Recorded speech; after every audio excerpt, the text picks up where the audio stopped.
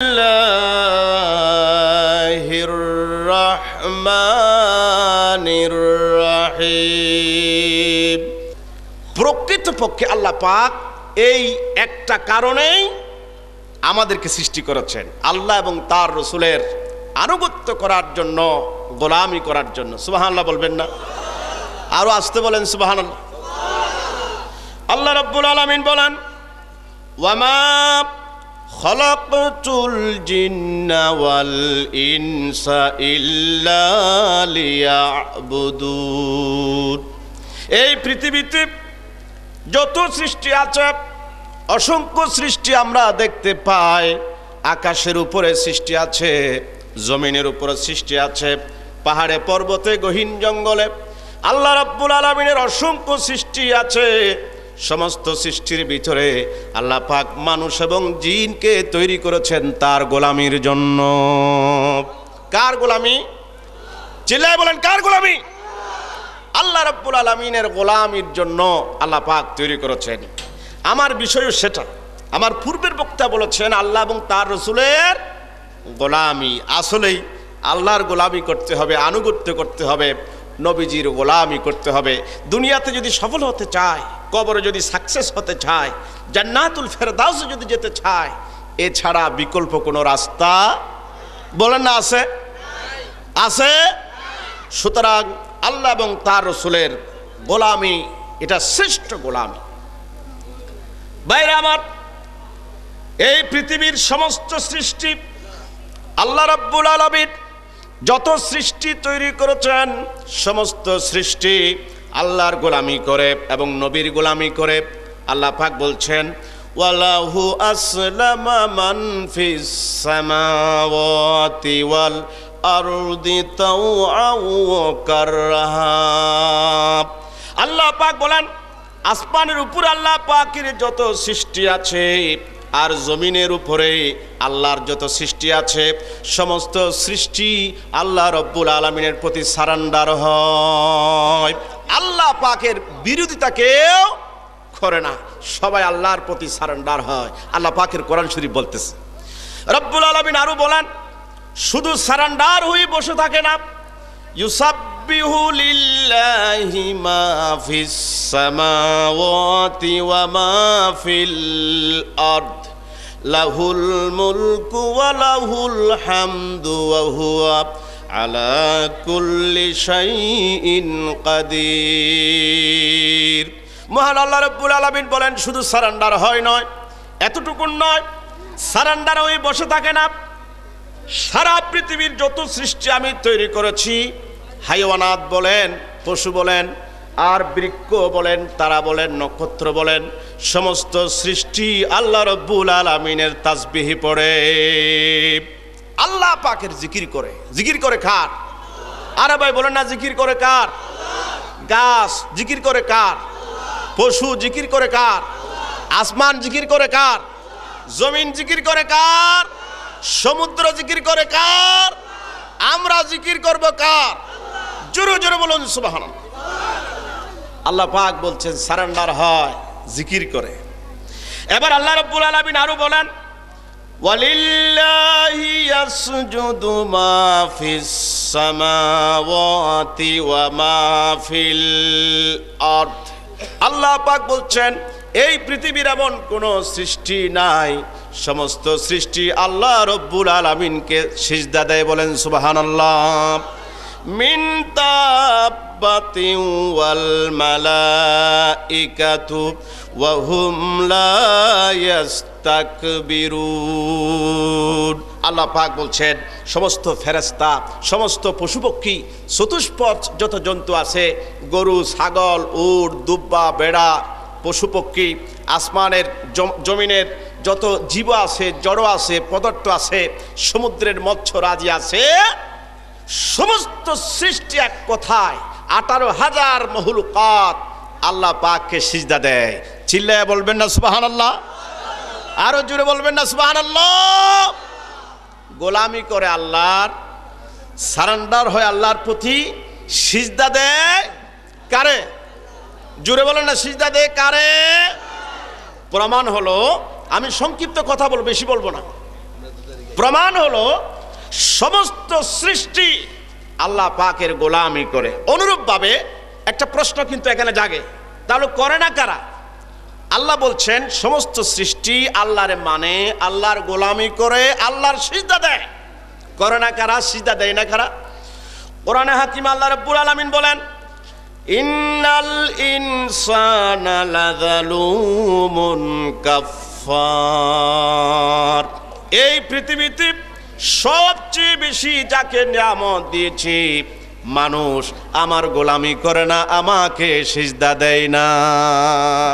সবাই সিজদা দেয়, আর মানুষ, কিছু মানুষ, সমস্ত মানুষ নয়, কিছু কিছু মানুষ এমন আছে আল্লাহ ছিলেন না, দেয়ার ইজ নো গড বলে, সরাসরি তাওহীদকে অ্যাভয়েড করে, তাওহীদের বিরোধিতা করে আল্লাহ পাককে গালি দেয়। সেরকম সৃষ্টি মানুষের ভিতরে কিছু মানুষ আছে, আল্লাহ পাক বলছেন আমাকে মানতে চায় না। সবাই মানে, দুঃখের বিষয় যাদেরকে মানার জন্য প্রস্তুত করেছি, সৃষ্টি করেছি, সেই মানুষেরা আমাকে মানতে চায় না। আপনারা জোরে জোরে বলুন নাউজুবিল্লাহ। আর একটু জোরে বলেন ভাই নাউজুবিল্লাহ। প্রমাণ হলো সবাই মানে, সবাই মানে। ভাইরা আমার, সমস্ত সৃষ্টি যেমন আল্লাহ রাব্বুল আলামিনের বশ্যতা স্বীকার করে, তাওহীদ মানে, অনুরূপভাবে পৃথিবীর এমন কোনো সৃষ্টি জগৎ নাই, এমন কোনো সৃষ্টি নাই, আসমানেও নাই, জমিনেও নাই, সমুদ্রও নাই, সমস্ত সৃষ্টি তেমন আমার রসুলের গোলামি করে। সবাই যেমন আল্লাহরে মানে, আল্লাহর আনুগত্য করে, আল্লাহর বশ্যতা স্বীকার করে, আল্লাহর গোলামি করে, অনুরূপভাবে সমস্ত সৃষ্টি জনাব মুহাম্মদ রাসূলুল্লাহ সাল্লাল্লাহু আলাইহি ইসলামের গোলামিও করে। আপনারা বলেন সুবহানাল্লাহ। রব্বুল আলামিন কোরআন শরীফে বলছেন, কুল ইয়া আইয়ুহান নাসু ইন্নী রাসূলুল্লাহি ইলাইকুম জামিআ। হে নবী, আপনি সারা পৃথিবীর সমস্ত মানুষকে পাবলিশ করুন, পাবলিসিটি করুন, সারা পৃথিবীর সমস্ত সৃষ্টিকে জানায়া দেন আমি এসেছি শুধু বাংলাদেশের জন্য নয়, শুধু আমেরিকার জন্য নয়, শুধু আকাশের জন্য নয়, পাতালের জন্য নয়, মাছের জন্য নয়, পশুর জন্য নয়, বরং আল্লাহ পাকের যত সৃষ্টি আছে সমস্ত সৃষ্টির জন্য আল্লাহ পাক আমাকে পাঠিয়েছে। আমাকে আল্লাহ পাক সারা পৃথিবীর সমস্ত সৃষ্টির জন্য, গাছের জন্য, অক্সিজেনের জন্য, বাতাসের জন্য, কার্বন ডাই অক্সাইডের জন্য, গ্রহের জন্য, নক্ষত্রের জন্য, সমুদ্রের জন্য, পুকুরের জন্য, হিন্দু বৌদ্ধ খ্রিস্টানের জন্য, মুসলমানের জন্য আল্লাহ পাক আমাকে নবী বানায়া প্রেরণ করেছেন। সুবহানাল্লাহ বলবেন না? আর একটু আসতে বলবেন না সুবহানাল্লাহ? আল্লাহ রাব্বুল আলামিন আরো বলেন, ওয়ামা আরসালনাকা ইল্লা কাফাতান লিন্নাসি বাশীরান ওয়া নাযীরান ওয়ালাকিন্না আকসারান নাসি লা ইয়ালামুন। মহান আল্লাহ রাব্বুল আলামিন বলেন, আমি আমার হাবিবকে, আমার রসুলকে সারা পৃথিবীর সমস্ত মানুষের জন্য প্রেরণ করেছি, সমস্ত সৃষ্টি জগতের জন্য প্রেরণ করেছি, কিন্তু দুঃখের বিষয় হলো মানুষেরা নবী চিনতে পারে নাই। সমস্ত সৃষ্টি আল্লাহরে যেমন চিনছে, আল্লাহর গোলামি করেছে, আল্লাহর বশ্যতা স্বীকার করেছে, আল্লাহ পাকের সিজদা দিয়েছে, অনুরূপভাবে সমস্ত সৃষ্টি নবীজির গোলামিও করেছে, নবীকে চিনেছে। গাছ নবীকে সালাম দিয়েছে, এগুলো সব হাদিস, এগুলো সব হাদিসের মধ্যে বিশাল ব্যাখ্যা এসেছে। সমস্ত গাছ নবীর সালাম দিয়েছে, সমস্ত পশু পাখি নবী চিনেছে। আপনারা সুবহানাল্লাহ বলবেন না? জোরে বলবেন না সুবহানাল্লাহ?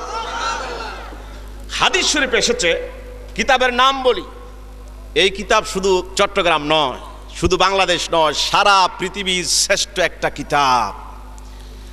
আল্লামা জালালউদ্দিন সুয়ুতী রাহমাতুল্লাহ আলাইহি নকল করছেন, বিশ্ববরেণ্য লেখক, বিশ্ববরেণ্য কিতাব, যেই কিতাবের কোনো দ্বিতীয় নাই।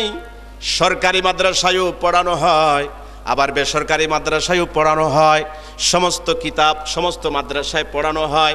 আল খাসাইসুল কুবরা, যেই কিতাবের নাম বলেন সুবহানাল্লাহ। আল্লামা জালালউদ্দিন সুয়ুতীর কিতাব, জালালউদ্দিন সুয়ুতীর তাফসিরে জালালাইন, যেটা সব মাদ্রাসায় পড়ানো হয়, সেই কিতাবের মুসান্নিফ যিনি, অর্থাৎ যিনি রাইটার, যিনি কিতাবখানা প্রণয়ন করেছেন, লিখেছেন, তিনি আরেকটা কিতাব লিখেছেন আল খাসাইসুল কুবরা। সেই কিতাবের মধ্যে একটা হাদিস এসেছে, রাসূল পাক সাল্লাল্লাহু আলাইহি ওয়াসাল্লাম বলেছেন, লাইসা মিন শাইইন ইল্লা ইয়ারিফু আন্নী রাসূলুল্লাহ সাল্লাল্লাহু আলাইহি সাল্লাম গায়রু কাফারাতিল জিন্নে ওয়াল ইনস।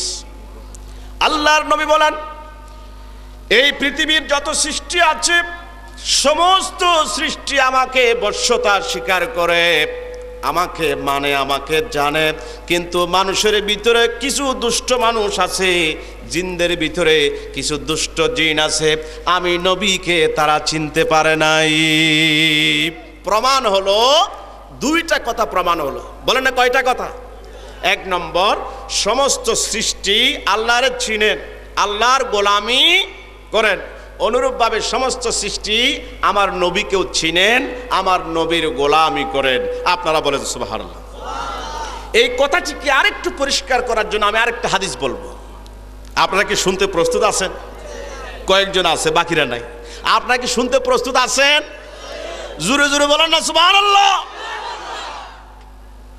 সেই হাদিস মাদারুন নবুওয়াত কিতাবের মধ্যে এসেছে, আল খাসাইসুল কুবরার মধ্যে এসেছে, তারপরে শাওয়াহিদুন নবুওয়াত, তারপরে লামিয়াতুল মুজিজাত, জামিউল মুজিজাত, সিরাতুল মুস্তাফা, অসংখ্য বড় বড় কিতাবের মধ্যে এই হাদিস কানা স্থান পেয়েছে। আপনারা বলেন সুবহানাল্লাহ। সে হাদিস হচ্ছে হযরত ওমর বিন আব্দুল্লাহ রাদিয়াল্লাহু আনহু, তিনি হাদিস কানা রওয়ায়াত করতেছেন, বর্ণনা করতেছেন। নবীজি মসজিদে নববীর সেহনে সাহাবায়ে কেরামদেরকে নিয়ে দ্বীনি কথাবার্তা বলছেন, আলোচনা করতেছেন। নবীজি দ্বীন ইসলামের কথাবার্তা নিয়ে সাহাবায়ে কেরামদেরকে সাথে নিয়ে আলোচনা করতেছেন। হঠাৎ করে বনি সুলাইম গোত্রের একজন আরাবী গ্রাম্য ব্যক্তি বিরাট একটা গুই সাপ, বলেন না কি সাপ, গুই সাপ নিয়ে নবীর দরবারে হাজির হয়েছে। আপনারা বলেন সুবহানাল্লাহ। লোকটা এখনো ইসলাম কবুল করেন নাই, মুসলমান হন নাই। নবীজির সামনে সে হাজির হয়ে বলতেছে, লাত উজ্জার কসম। লাত উজ্জার দুইটা মূর্তির নাম, মূর্তির শপথ, যেহেতু সে মুসলমান নয়। লাত উজ্জার কসম, হে মুহাম্মদ সাল্লাল্লাহু আলাইহি সাল্লাম, আপনার প্রতি আমি ততক্ষণ পর্যন্ত ঈমান আনতে পারি না যতক্ষণ পর্যন্ত আপনাকে আমার গুইসাপ না মানবে। আমার গুইসাপ যদি আপনারে মানে, নবী হিসাবে চিনে, জানে, আমি ইসলাম কবুল করব। চিৎকার দিয়ে বলুন সুবহানাল্লাহ, জোরে জোরে বলুন সুবহানাল্লাহ। গুইসাপ আপনারা মুখস্থ রাখবেন, কিতাবের মধ্যে এসেছে একটা গুইসাপ 700 বছর পর্যন্ত বাঁচতে পারে। কয়শো বছর? এগুলো মুখস্থ রাখবেন, 700 বছর পর্যন্ত বাঁচতে পারে। একটা গুইসাপ 40 দিন পর পর 1 ফোঁটা পানি খায়, 40 দিন পর পর। অধিকাংশ সময় গুইসাপ খাদ্য না খেয়ে শুধুমাত্র বাতাস খেয়ে জীবন ধারণ করে। একটা গুইসাপ যখন ডিম পাড়ে, 40টা একসাথে ডিম পাড়ে। সবচেয়ে আকর্ষণীয় এবং বেশি সুন্দর কথা হচ্ছে, গুইসাপের ব্যাপারে তথ্য হচ্ছে, একটা গুইসাপ 6 মাস মুজক্কর, অর্থাৎ পুরুষ থাকে। ওই একই গুইসাপ 6 মাস স্ত্রী হিসাবে জীবন যাপন করে। আরেকটি কথা হচ্ছে, একটা গুইসাপ যেই গর্ত থেকে বের হয়, দ্বিতীয়বার সেই গর্তে ফেরত যেতে পারে না। এটা হচ্ছে একটা গুইসাপের বৈশিষ্ট্য। গুইসাপ আমরা চিনি কিনা? বড় বড় যে গুইসাপ আছে, সেই গুইসাপ আপনার 3 বছর, 5 বছর, এমনকি 6 বছরের একটা শিশুর মতো বড় হয়ে যায়। আল্লাহু আকবার বলেন, জোরে বলেন না আল্লাহু আকবার। আমার গুইসাপ যতক্ষণ আপনাকে অ্যাটেস্টেড না করবেন, তাসদিক না করবেন, ততক্ষণ পর্যন্ত ঈমান আনবো না। আল্লাহ রাব্বুল আলামিনের হাবিব গুইসাপকে ডাক দিলেন, গুইসাপ আমাকে চিনো নাকি? গুইসাপ চিৎকার দিয়ে বলেছেন, লাব্বাইক ওয়া সাদাইকা ইয়া রাসূল রাব্বিল আলামিন। কাফির পাশে দাঁড়ানো, যিনি গুই সাপ নিয়ে এসেছিলেন, এটা বড় হাদিস, নবীজির হাদিস, কেউ স্বীকার করতে পারবে না। গুই সাপকে বলেছেন, গুই সাপকে চিৎকার দেওয়ার সাথে সাথে গুই সাপ বলতেছে লাব্বাইক ওয়া সাদাইক ইয়া রাসূল রাব্বিল আলামিন। এই পৃথিবীর শ্রেষ্ঠ পয়গম্বর নবীজি, আপনি আমারে কি বলতে চান শোনার জন্য আমি প্রস্তুত হয়ে আছি। আপনি আমার কি বলতে চান হুজুর? গুই সাপকে যখন ডাক দিলেন, সাথে সাথে গুই সাপ বলছেন, আপনি আমার কি বলতে চান শোনার জন্য আমি প্রস্তুত আছি। আপনারা সুবহানাল্লাহ বলেন।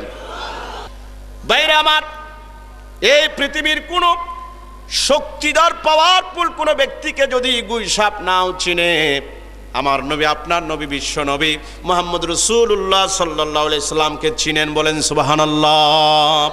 লাব্বাইক ওয়া সাদাইক ইয়া রাসূল রাব্বিল আলামিন। হে পৃথিবীর শ্রেষ্ঠ পয়গম্বর, আপনি আমারে কি অর্ডার করবেন? আপনার গোলামি করার জন্য আমি প্রস্তুত হয়ে আছি। রাসূল পাক সাল্লাল্লাহু আলাইহি ওয়াসাল্লাম গুই সাপকে মাত্র 2টা প্রশ্ন করেছেন। আপনারা বলেন কয়টা?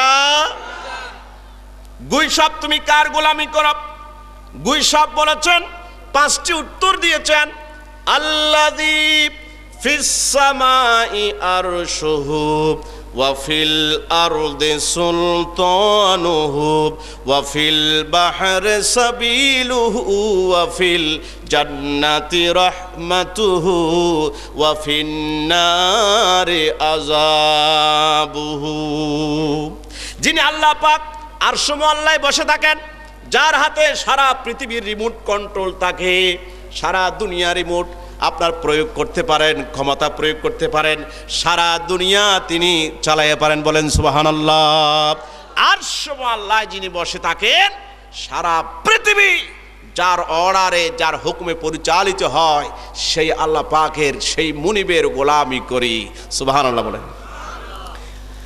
আর যিনি সমুদ্রের ভিতরে রাস্তা তৈরি করতে পারেন, সমুদ্রের ভিতরে আল্লাহ পারেন কিনা? দিনকে তিনি রাত বানাইতে পারেন, রাতকে দিন বানাইতে পারেন, নিঃসন্তানীকে সন্তানী বানাইতে পারেন, 5তলা বিল্ডিং এর মালিককে ঠেলাগাড়িওয়ালা বানাইতে পারেন, আবার ঠেলাগাড়িওয়ালাকে 120 তলা বিল্ডিং এর মালিক বানাইতে পারেন। ইনফিনিট পাওয়ার যার রয়েছে, সে আল্লাহ পাকের গোলামি করি। সুবহানাল্লাহ বলবেন না? জোরে বলবেন না সুবহানাল্লাহ? বেহেশতের ভিতরে যার নিয়ামত রয়েছে, আর যারা আইয়ুমার ডিস্কো ড্যান্সার দিবে না, নাচ গানে শুধু করবে না, আল্লাহ এবং তার নবীর গোলামি করবে, তাদের জন্য রয়েছে বেহেশতে অফুরন্ত নিয়ামত আল্লাহ পাক রেখে দিয়েছেন। বলেন সুবহানাল্লাহ।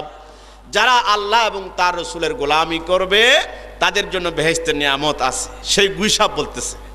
আর যারা আল্লাহ পাক এবং রসুল পাকের বিরোধিতা করবে, কাজে কর্মে, ওপেন সিক্রেট, এভাবে যারা বিরোধিতা করবে, গুই সাপ বলছে সেই মানুষটির জন্য আল্লাহ পাক জাহান্নামের ভিতরে প্রকট জাহান্নামের শাস্তি আল্লাহ পাক জারি করে রেখেছেন। অফুরন্ত শাস্তি তাদের জন্য কিয়ামতের ময়দানে ব্যবস্থা করা হবে। বলেন নাউজুবিল্লাহ। গুই সাপ বলতেছে, আমি আল্লাহর গোলামি করি। আপনারা কার গোলামি করেন? জোরে বলেন কার? লজ্জা লাগে? ভয় লাগে? কার গোলামি?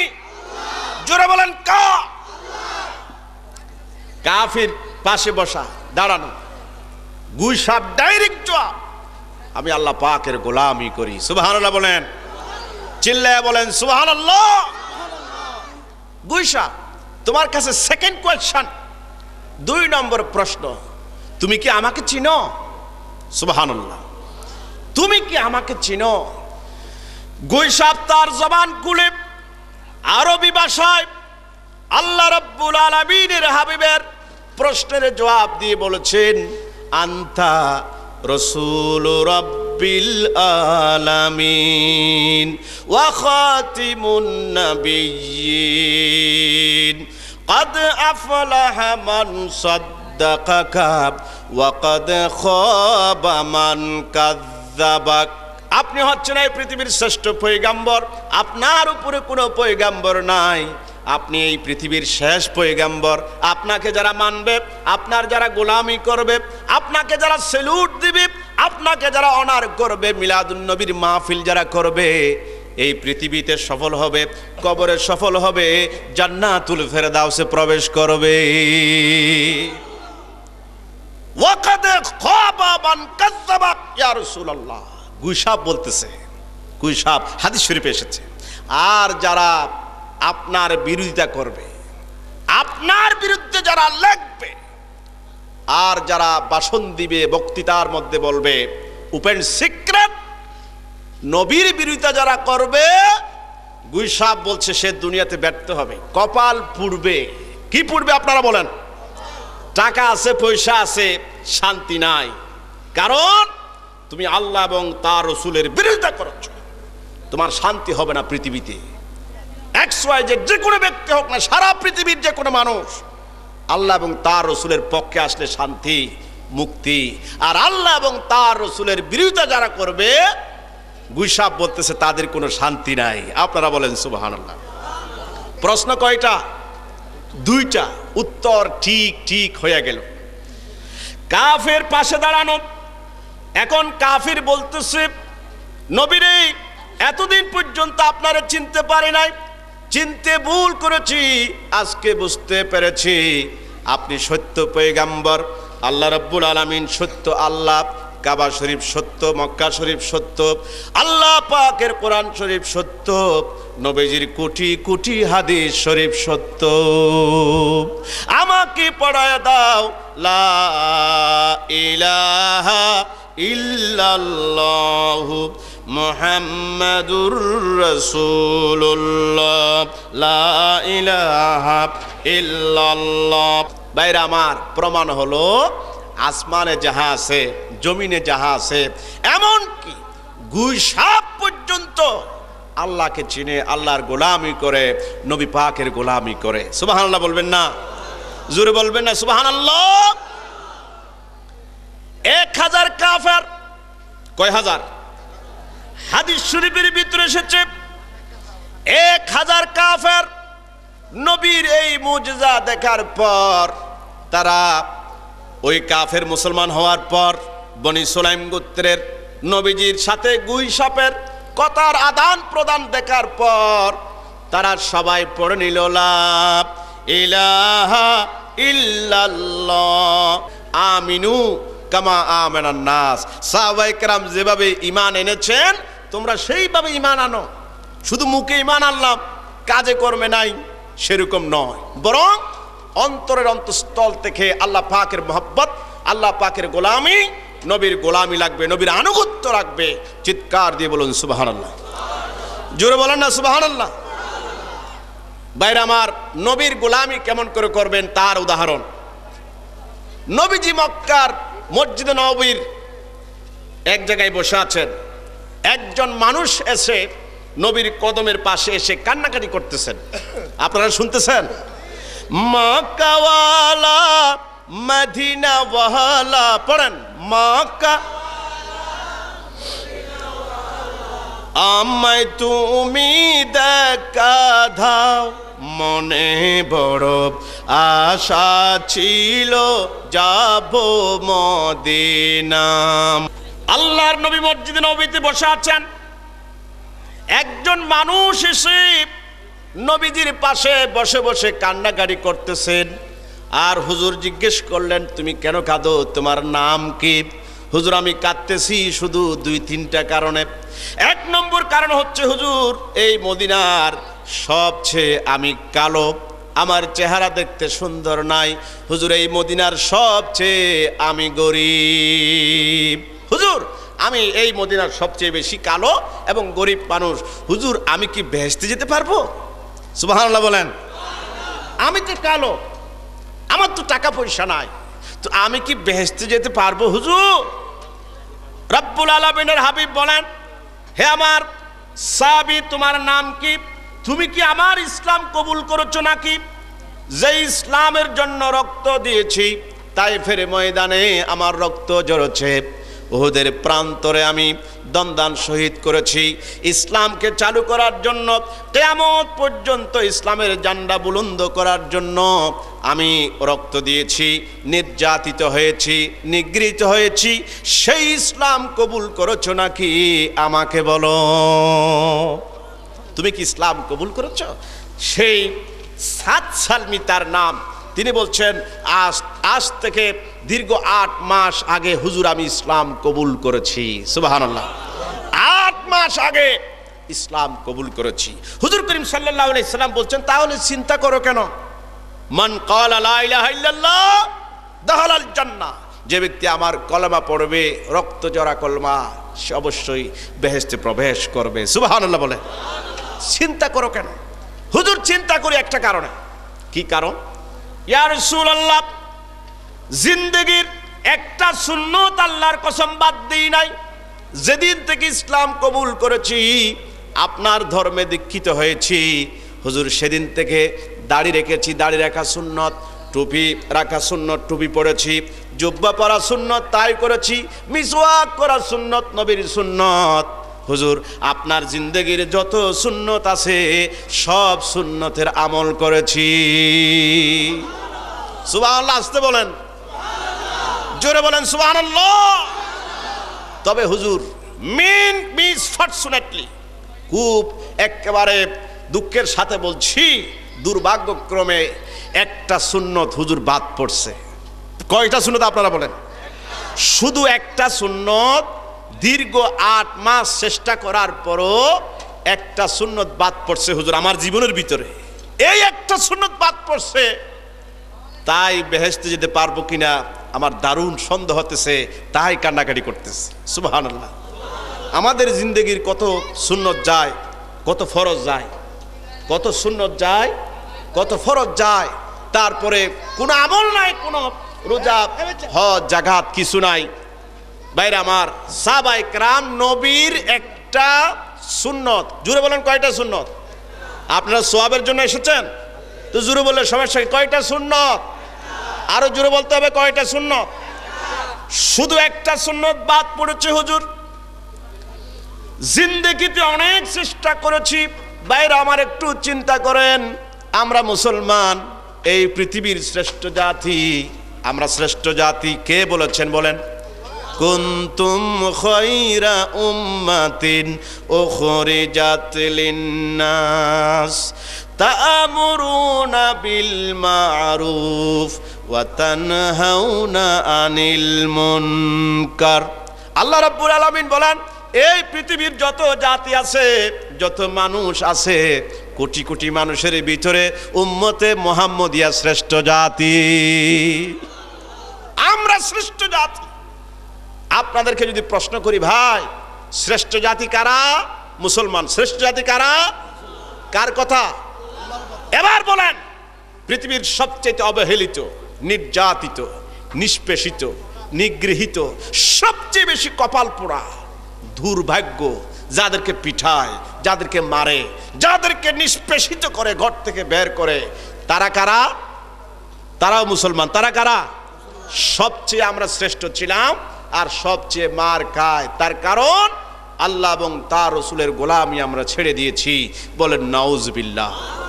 আর ভাই বলেন না নাউজুবিল্লাহ।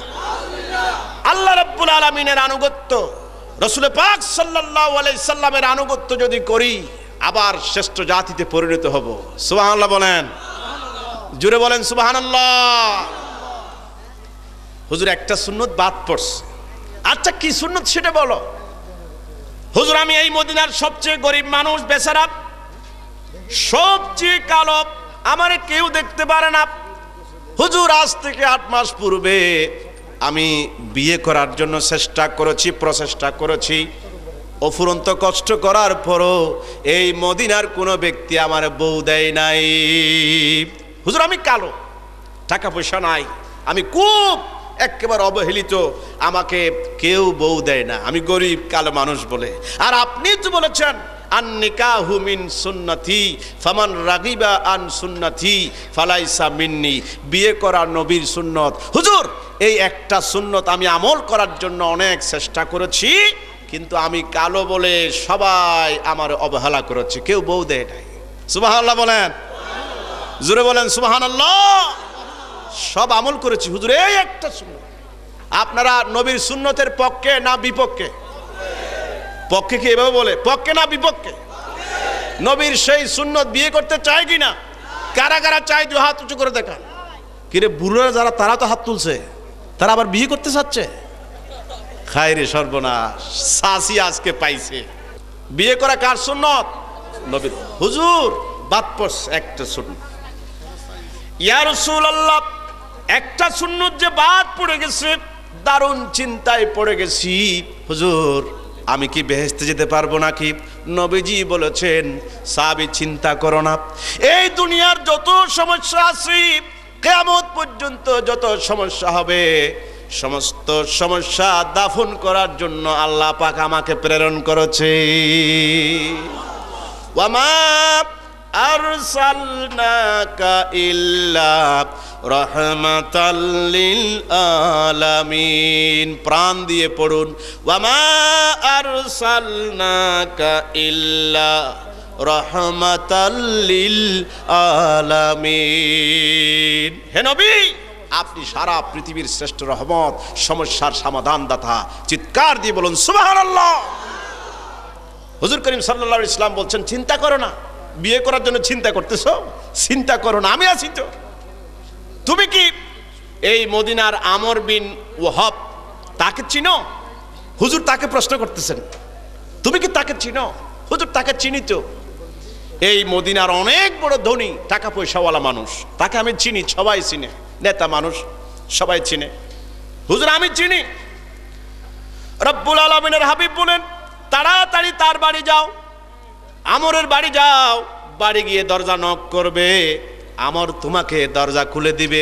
দরজা খোলার সাথে সাথে একটা কথা বলবা, জাওয়াজানি রাসূলুল্লাহি সাল্লাল্লাহু আলাইহি ওয়াসাল্লামা ফাতাতাকুম। তুমি সেখানে গিয়ে বলবা, হে আমর, তোমার একমাত্র কন্যা, আকাশের চাঁদের চেয়ে সুন্দরী সেই কন্যার সাথে আমাকে নবীজি বিয়ে দিয়ে দিয়েছেন। বলেন সুবহানাল্লাহ। মেয়ে হচ্ছে আমরের, বিয়ে দিচ্ছেন আমার নবী।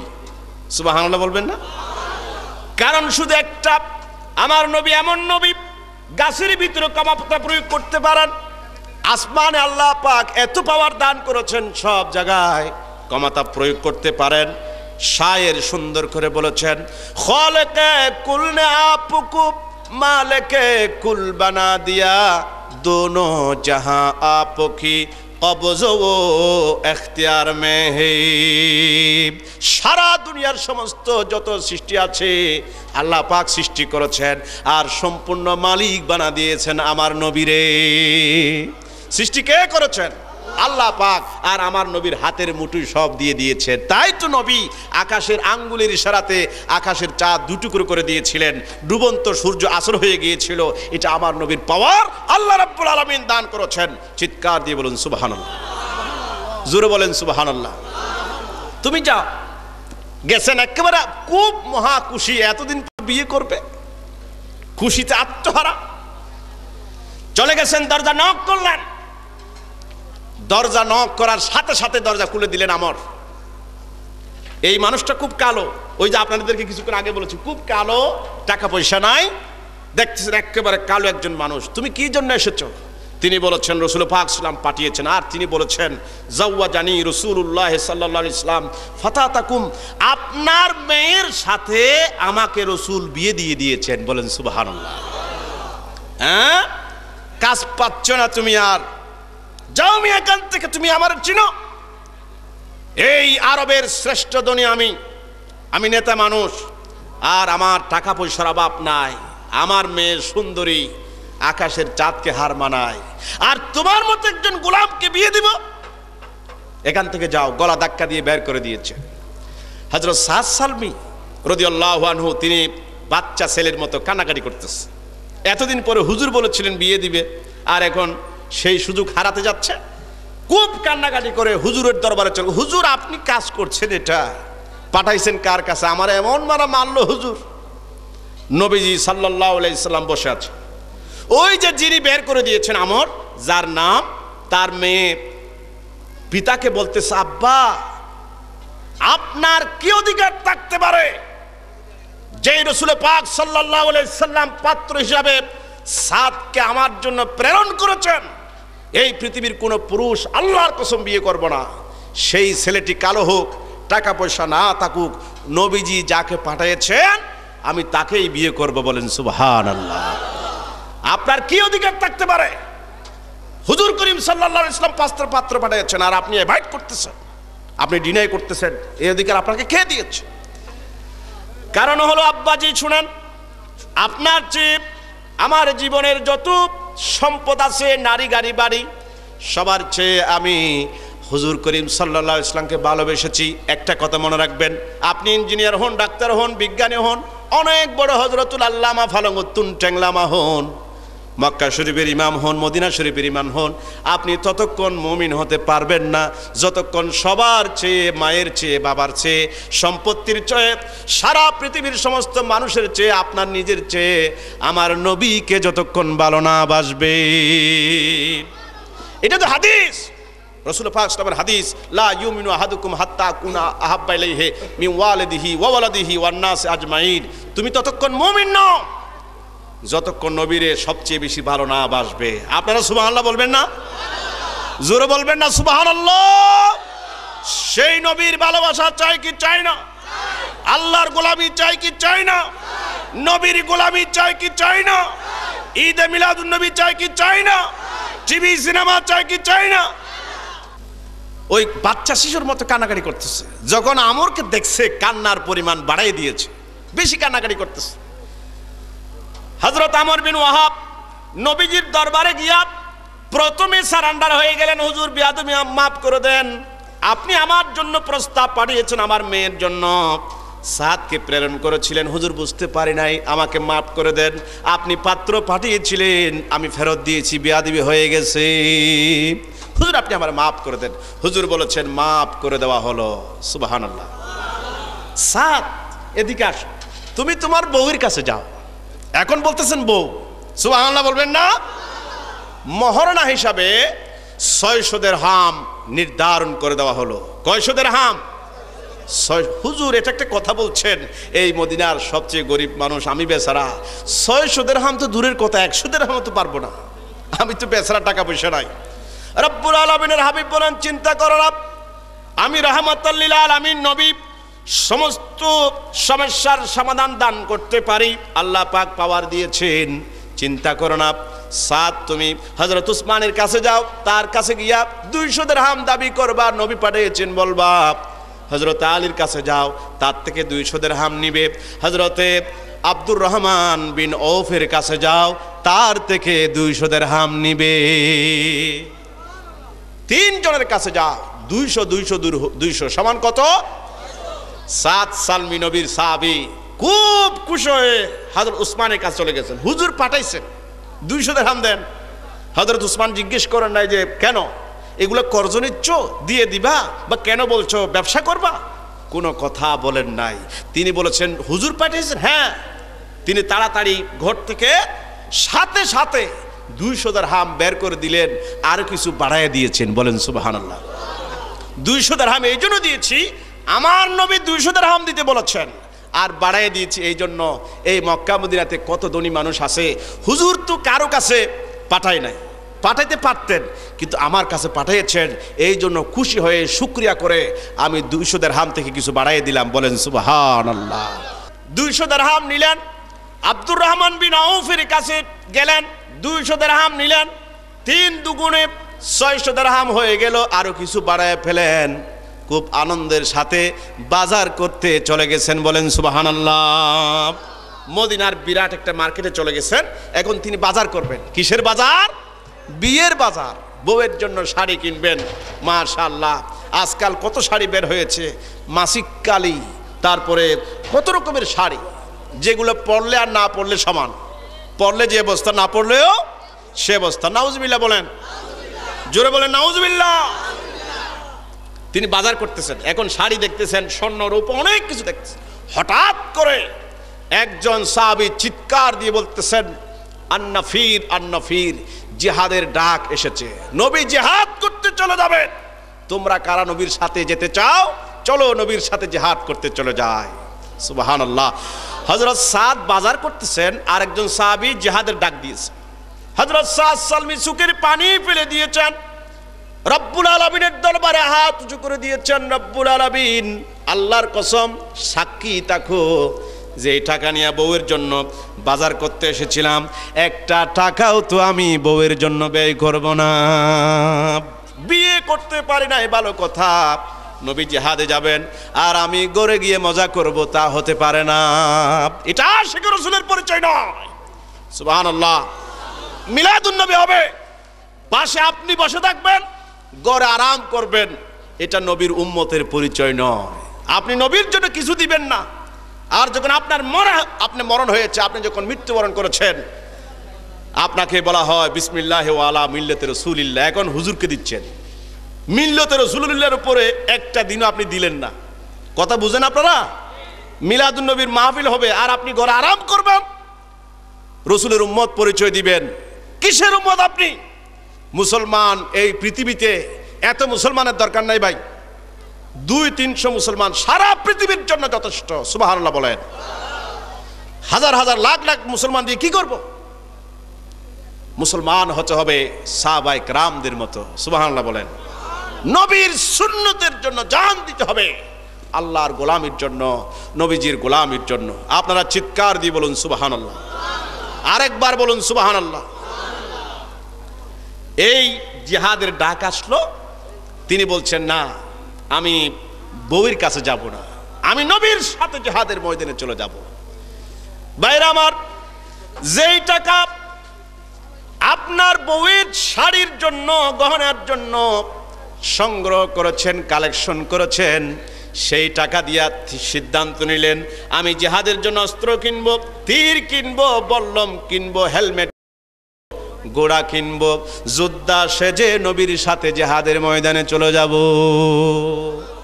তিনি তাই করলেন, অস্ত্র কিনলেন, শস্ত্র কিনলেন, যুদ্ধাস্ত্র কেনার পর ঘোড়া কিনলেন, বাহন কিনলেন, সেই বাহনে ওঠার পর সুজা নবীর সাথে জিহাদের ময়দানে চলে গেছেন। সুবহানাল্লাহ বলেন, আরে জোরে বলেন সুবহানাল্লাহ। সেখানে গিয়ে কাফিরদের সাথে জিহাদ করতে করতে এক পর্যায়ে সুদূর পাশ থেকে বৃষ্টির মতো তীর আসতে লাগলো সাদ সালমির গায়ে। তীর আসতে লাগলো, বুকে বিদ্ধ হয়েছে, মাথায় বিদ্ধ হয়েছে, 3.5 হাত বুড়ির ভিতরে অসংখ্য তীর বিদ্ধ হয়েছে। এই মুহূর্তে হযরত সাদ সালমি ঘোড়ার থেকে পড়ে গেছে। এখন তিনি শেষ নিঃশ্বাস ত্যাগ করবেন, শহীদ হয়ে যাবেন। নাকের ভিতরে বেহেশতের সুঘ্রাণ আসতেছে। এই মুহূর্তে তিনি চিৎকার দিয়ে আল্লাহ রাব্বুল আলামিনের সাক্ষ্য দিয়া, নবীর সাক্ষ্য দিয়া তিনি বলতেছেন, লা ইলাহা ইল্লাল্লাহু মুহাম্মাদুর রাসূলুল্লাহ, লা ইলাহা। নিজের জান দিয়ে দিয়েছেন। রাসূল পাক সাল্লাল্লাহু আলাইহি ওয়াসাল্লাম দৌড়ে এসেছেন সাদকে দেখার জন্য।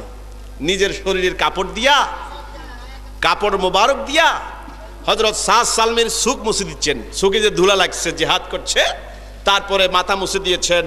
এখন নবীজি বলতেছেন সাদ ইসলামের জন্য জান দিয়েছেন, একটা সুন্নতের জন্য। সাদ, তুমি নিজের বউয়ের কাছে যাও নাই, 8 মাস পর্যন্ত চেষ্টা করেছো, বিয়ে করতে পারো নাই, আর নবীর মহব্বতের কারণে, নবীর আনুগত্যের কারণে, নবীর জন্য নিজের বুকের তাজা রক্ত সবুজ জমিনে লাল করে দিয়েছো।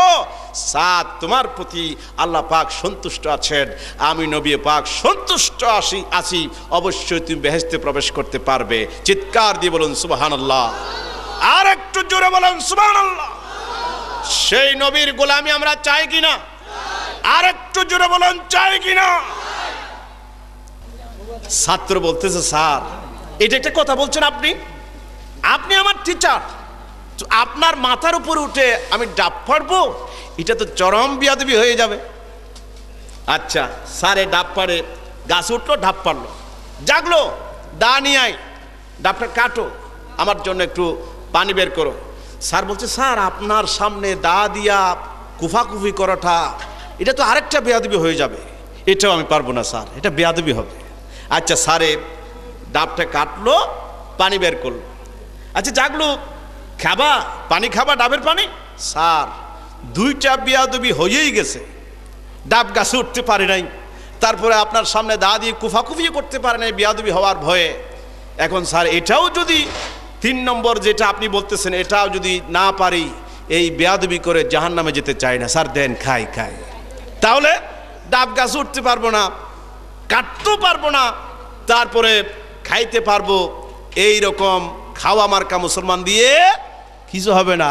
ডাবে গাছে উঠতে হবে, কষ্ট করতে হবে, নবীর গোলামি করতে হবে, আল্লাহ পাকের গোলামি করতে হবে, তখন আমরা বেহেশতে যেতে পারবো। জোরে বলেন বেহেশতে যেতে। আল্লাহ রাব্বুল আলামিন বলেছেন আনুগত্য করো আল্লাহর, আনুগত্য করো নবীর। চিৎকার দিয়ে বলুন সুবহানাল্লাহ। রাব্বুল আলামিন বলেন আতিউল্লাহ ওয়া আতিউর রাসূল ওয়া উলিল আমরি মিনকুম। আল্লাহর আনুগত্য করো, আল্লাহর গোলামি করো, নবীর গোলামি করো। আল্লাহ পাক বারবার হুকুম দিতেছেন ওয়া মান ইউতিইল্লাহা ওয়ার রাসূল ফাউলাইকা মা'আল্লাযীনা আন'আমাল্লাহু আলাইহিম মিনান নাবিয়্যিনা ওয়াস-সিদ্দীকিন ওয়াশ-শুহাদা'i ওয়াস-সালিহিন ওয়া হাসুনা উলাইকা রাফিকা। যারা আল্লাহ রাব্বুল আলামিনের গোলামি করবে, আল্লাহ পাক বলতেছেন আল্লাহর গোলামি করবে, নবীজির গোলামি যারা করবে, আল্লাহ পাক বলছেন তারা বেহেশতে প্রবেশ করতে পারবে, নবীদের সাথে, সিদ্দিকিনদের সাথে, শহীদদের সাথে, আল্লাহ রাব্বুল আলামিন নেককার বান্দা আউলিয়া কেরামদের সাথে তারা বেহেশতে যেতে পারবে। বলেন সুবহানাল্লাহ।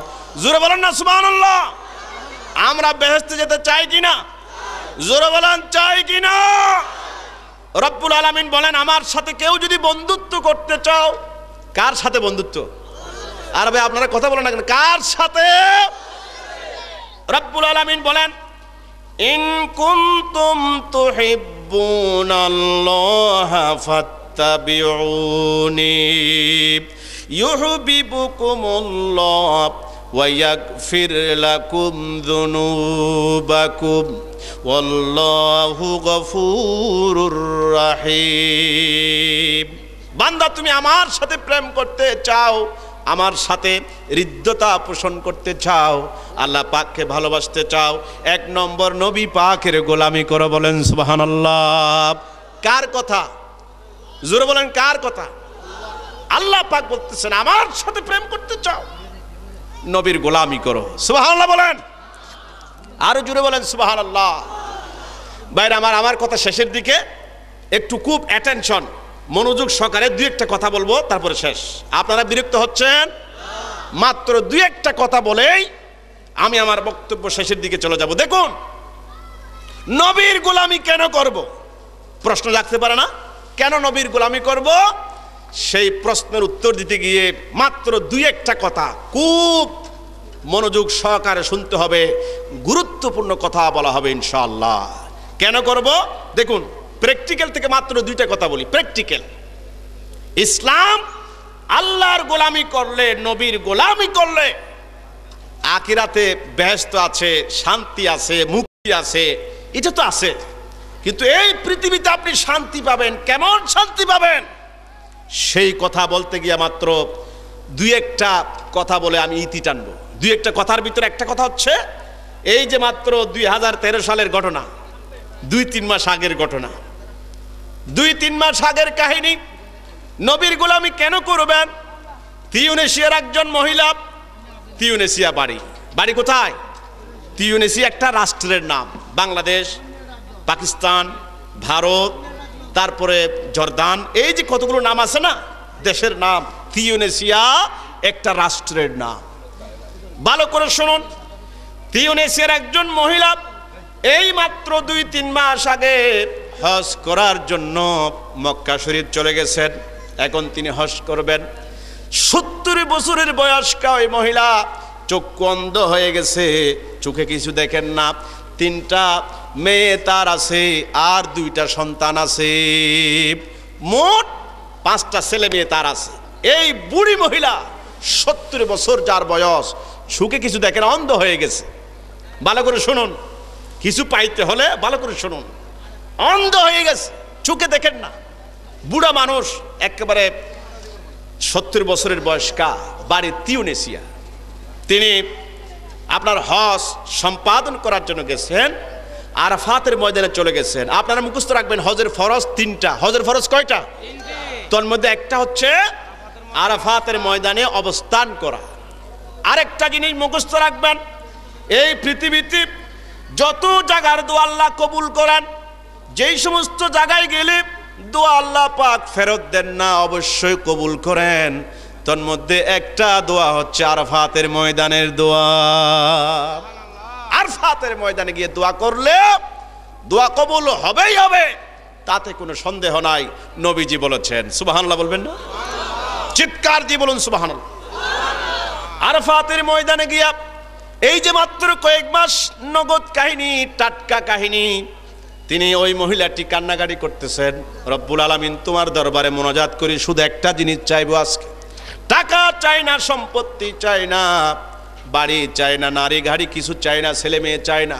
রব্বুল আলামিন তোমার দরবারে শুধু একটা মোনাজাত করছি। সেই মোনাজাত হলো, রব্বুল আলামিন জীবনের শেষ মুহূর্তে চলে এসেছি, তোমার কাছে চাই নিজের চোখের জ্যোতি ফেরিয়ে দাও। আমি তোমার মক্কা শরীফ আর নবীজির মদিনা শরীফ চোখে দেখতে চাই। হুজুর টাকাও চাই না, সম্পত্তি বাড়ি গাড়ি কিছু চাই না, শুধুমাত্র আমার চোখের জ্যোতি চাই, কারণ নিজের চোখ দিয়ে আমি আল্লাহ পাকের মক্কা শরীফ আর মদিনা শরীফ দেখতে চাই। আচ্ছা আপনারা বলেন, দোয়া সুন্দর না অসুন্দর? দোয়া সুন্দর না অসুন্দর? সুবহানাল্লাহ বলেন, জোরে বলেন সুবহানাল্লাহ। দোয়া করতে জানতে হয়, আল্লাহর কাছে কিছু চাইতে জানতে হয়, দোয়া কবুল হবে কোনো সন্দেহ নাই। সুবহানাল্লাহ বলেন।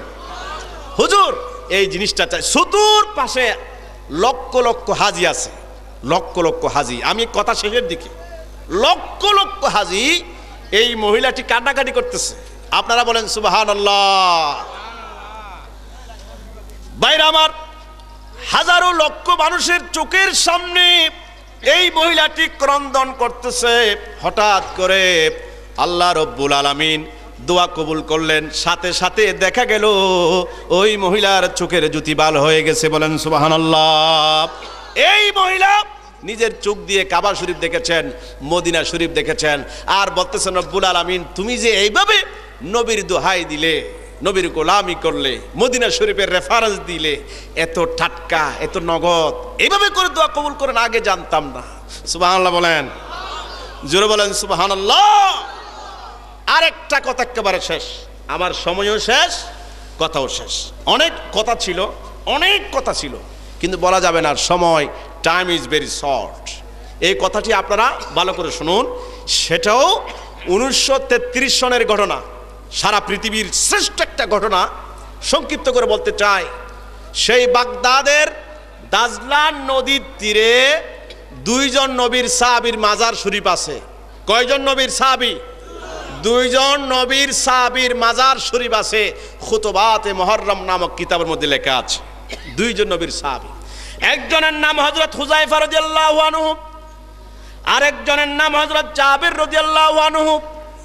এই 2 জন নবীর সাহাবী ইরাকের দাজলা নদীর তীরে, যাদের মাজার শরীফ।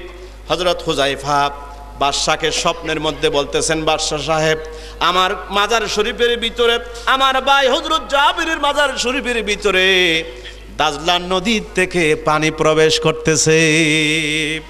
স্বপ্নের ভিতরে বলতেছে, বাদশা সাহেব, আমার মাজার শরীফে আমার ভাই হযরত জাবিরের মাজারে কি প্রবেশ করতেছে? পানি প্রবেশ করতেছে। সুতরাং তুমি একটা বিহিত ব্যবস্থা করো, এই জায়গা থেকে আরেক জায়গায় মাজারকে ট্রান্সফার করো, আমাদের 2 জনের লাশ মোবারক আরেক জায়গায় ট্রান্সফার করো। বাদশাকে স্বপ্নের মধ্যে বলে গেছেন। বাদশা সাহেব পরের দিন খুব আপনার বিজি হয়ে গেছেন, বিজির থেকে ইজি হতে পারলেন না। পরের দিন রাত হলো, আবার স্বপ্নের মধ্যে দেখালেন বাদশাহ কবরে পানি প্রবেশ করতেছে, একটু তাড়াতাড়ি বিহিত ব্যবস্থা করো। বাদশা পরের দিনে ভুলে গেছে।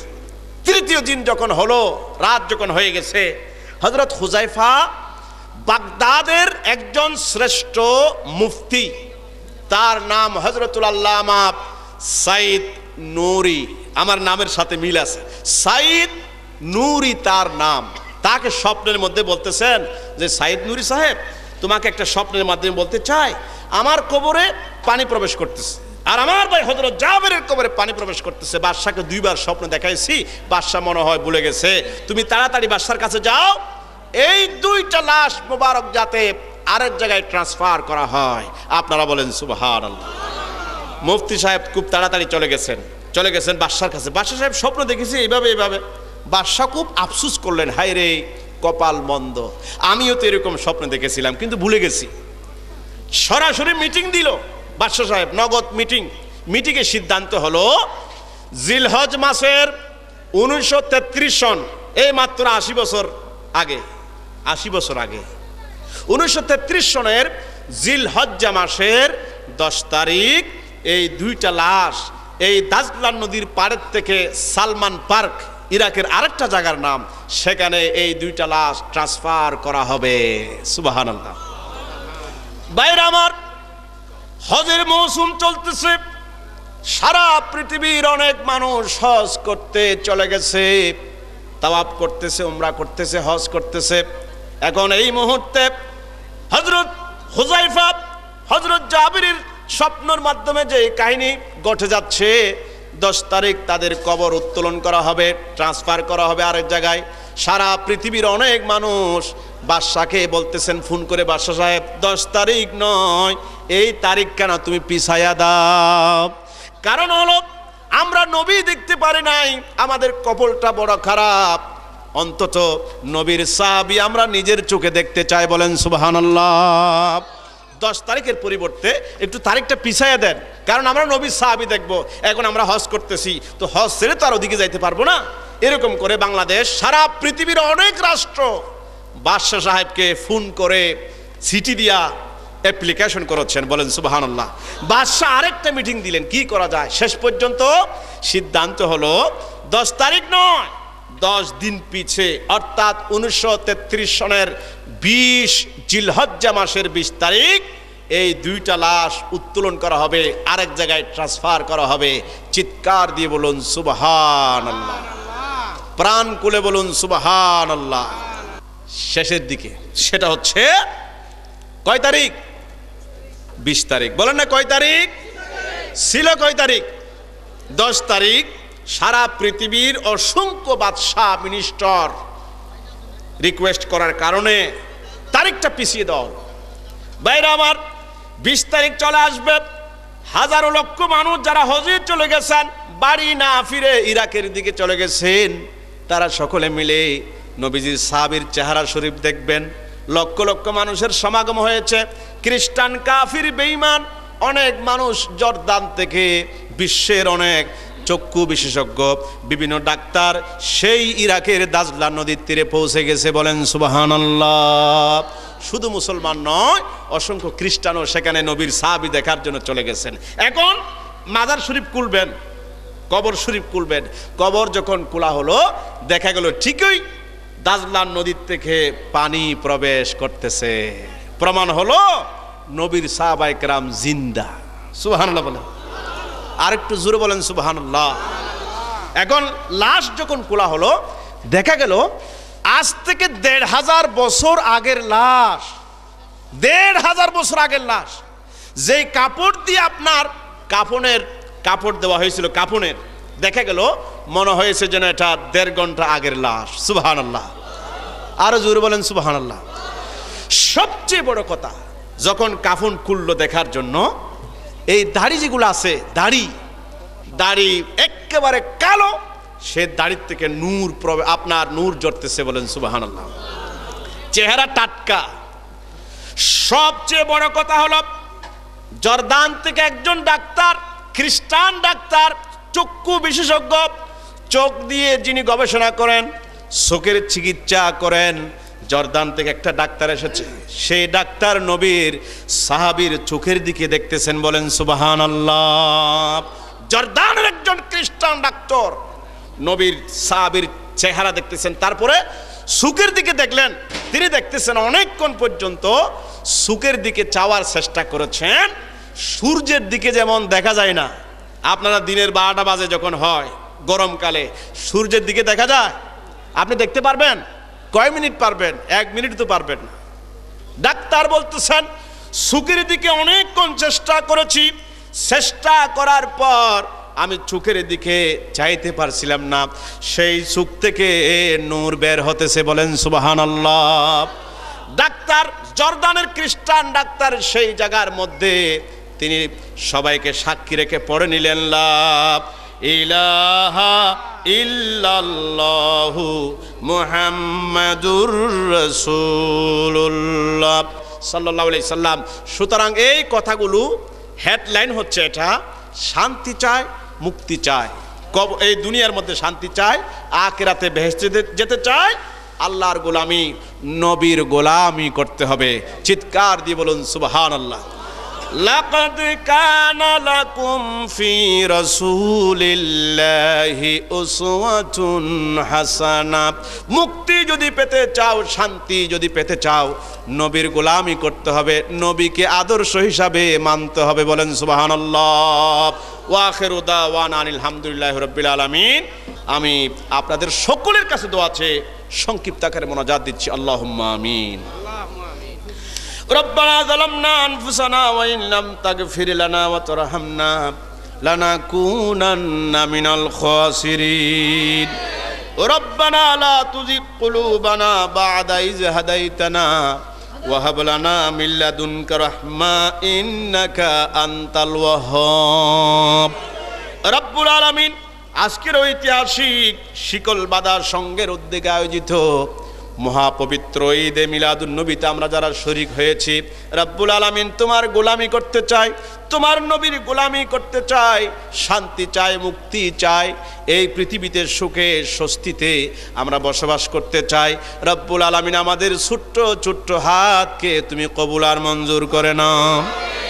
রব্বুল আলামিন আমাদের জীবনের জিন্দেগির শেষ নিঃশ্বাস ত্যাগ করা পর্যন্ত তোমার পক্ষে, তোমার নবীর পক্ষে আমরা যাতে থাকতে পারি, এই জন্য স্পেশাল তৌফিক দান করে দাও রব্বুল আলামিন। আমরা দোয়া করি, আজকে মোনাজাতের ভিতরে বলতেছি, জবান দিয়ে যা কিছু তেলাওয়াত করেছি, এই সব কিছুর সওয়াব সরওয়ারে কায়নাত ফখরে মওজুদাত জনাব মুহাম্মদ রাসূলুল্লাহ সাল্লাল্লাহু আলাইহি সাল্লামের রূহ পাকে পৌঁছায়া দাও।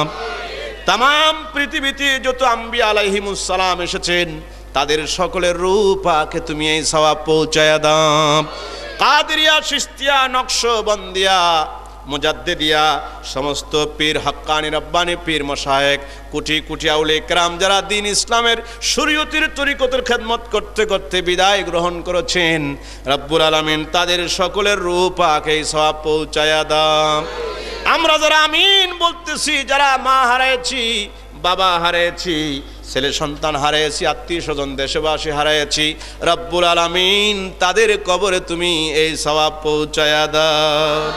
রব্বুল আলামিন Iraq, Iran, Syria, Algeria, Somalia, Bosnia মুসলমান আজকে খুব কষ্ট, নির্যাতিত, নিগৃহীত, রব্বুল আলামিন মুসলমানদেরকে সুখে স্বাচ্ছন্দ্যে থাকার তৌফিক তুমি দান করে দাও রব্বুল আলামিন। আজকে আমার শেষ কথা হচ্ছে এতটুকুন, যারা এই মিলাদুন নবীর আয়োজন করেছেন আমার ভাইরা, আমি গত বছর ছিলাম চিফ গেস্ট হিসাবে, এবছর আপনাদের সামনে হাজির। আল্লাহ পাক তৌফিক দিয়েছেন কিছু কথা বলার জন্য। রব্বুল আলামিন এই মাহফিল কিয়ামত পর্যন্ত রাখার তৌফিক দান করো। যারা টাকা দিয়েছেন, পয়সা দিয়েছেন, আর্থিক সহযোগিতা করেছেন, শ্রম দিয়েছেন, রব্বুল আলামিন সবটুকুন তুমি কবুল করো। আমার ভাই আজমির রেকর্ডিং হাউসের সম্মানিত এমডি শামসু ভাই খুব সুন্নিয়তের জন্য তিনি অনেক কাজ করেন, রব্বুল আলামিন তার হায়াতকে তুমি সোনালী হায়াত বানাইয়া দাও। আমরা যারা আমিন বলতেছি, রব্বুল আলামিন আমাদের যত সমস্যা আছে সমস্ত সমস্যার তুমি সমাধান দান করো। আমার জন্য আপনারা সকলে দোয়া করবেন, আপনাদের সকলের জন্য আমি দোয়া করব ইনশাআল্লাহ। সুবহান রাব্বিকা রাব্বিল ইজ্জাতি আম্মা ইয়াসিফুন ওয়া সালামুন আলাল মুরসালিন ওয়ালহামদুলিল্লাহি রাব্বিল আলামিন। আল্লাহুম্মা ইজআল আখিরা কালামিনা ইনদাল মাউত লা ইলাহা ইল্লাল্লাহু মুহাম্মাদুর রাসূলুল্লাহ সাল্লাল্লাহু আলাইহি ওয়াসাল্লাম। আসসালামু আলাইকুম ওয়া রাহমাতুল্লাহি ওয়া বারাকাতুহু।